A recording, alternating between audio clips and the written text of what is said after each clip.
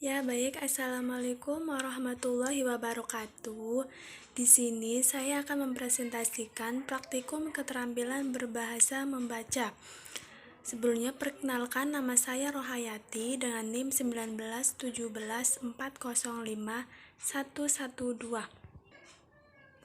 Yaitu yang pertama ada bahasa. Apa sih itu bahasa? Bahasa yaitu merupakan alat komunikasi menyampaikan gagasan, pesan, informasi yang tertanam dalam pikiran media penyampaiannya, yaitu melalui lisan ataupun tulisan. Bahasa juga memiliki sentral demi terciptanya masyarakat yang santun dan beradab. Seseorang dikatakan santun atau tidak ditentukan oleh sikap berbahasanya, meliputi nada dan makna yang disampaikan. Jadi, keterampilan berbahasa memiliki dua unsur, yaitu unsur logika dan unsur linguistik. Berbeda dengan keterampilan berpikir, hanya memiliki satu unsur, yaitu logika. Unsur logika terdiri atas isi, bahan, materi, dan organisasinya.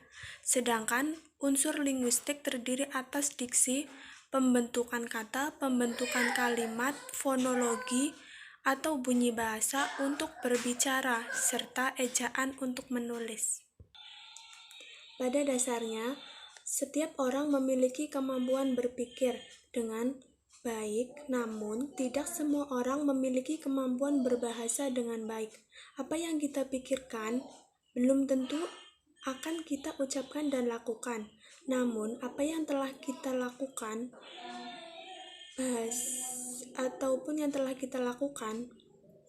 atau ucapkan, itulah yang kita pikirkan dan lakukan.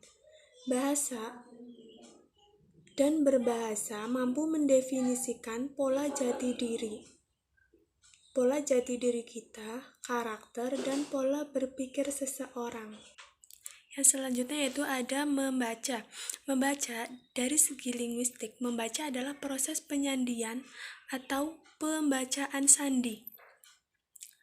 Membaca juga dapat diartikan yaitu pusat pemerolehan berbagai pengetahuan, keterampilan, dan menyimak, berbicara, menulis. Membaca yaitu merupakan aktivitas sama halnya dengan pemerolehan. Apa yang kita ketahui adalah dari apa yang kita baca. Selain itu, membaca dapat digunakan untuk membangun konsep, mengembangkan perbendaharaan kata, memberi pengetahuan, menambahkan proses, pengayaan pribadi, dan mengembangkan intelektualitas, membantu mengerti dan memahami problem orang lain, mengembangkan konsep diri sendiri, dan sebagai suatu kesenangan. Yang selanjutnya yaitu ada tujuan membaca. Tujuan membaca yaitu yang pertama, memperoleh perincian-perincian atau fakta.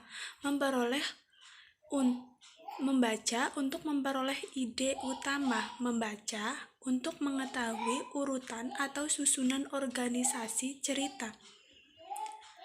Yang selanjutnya, menyimpulkan atau mengelompokkan dan mengklasifikasikan.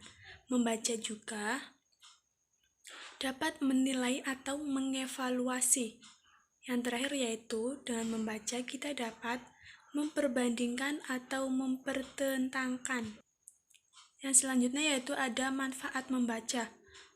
Manfaat membaca yang pertama yaitu ada menemukan sejumlah informasi dan pengetahuan yang sangat berguna dalam praktik hidup sehari-hari. Yang kedua, berkomunikasi dengan pemikiran, pesan, dan kesan pemikir-pemikir kenamaan dari segala penjuru. Yang ketiga yaitu ada mengikuti perkembangan ilmu pengetahuan dan teknologi mutakhir dunia. Yang keempat, memecahkan berbagai masalah kehidupan dan menghantarkan orang menjadi pandai. Yang kelima, mengetahui peristiwa besar dalam sejarah, peradaban, dan kebudayaan suatu bangsa. Yang selanjutnya yaitu ada ke aspek membaca. Aspek membaca yaitu ada dua. Yang pertama, keterampilan mekanis atau urutan lebih rendah. Yang kedua, keterampilan pemahaman. Yang pertama, keterampilan mekanis atau urutan lebih rendah yaitu meliputi satu, pengenalan bentuk huruf. Yang kedua, pengenalan unsur-unsur linguistik. Yang ketiga yaitu pengenalan hubungan bunyi dan huruf. Yang kedua, keterampilan pemahaman atau urutan lebih tinggi yaitu meliputi kecepatan membaca, lambat, pemahaman, pengertian sederhana, pemahaman makna, evaluasi atau penilaian isi dan bentuk, kecepatan membaca dengan fleksibel. Mungkin begitu, sekian pemateri dari saya. Mohon maaf bila ada kesalahan atau tutur kata yang kurang berkenan atau ada yang salah. Sekian, assalamualaikum warahmatullahi wabarakatuh.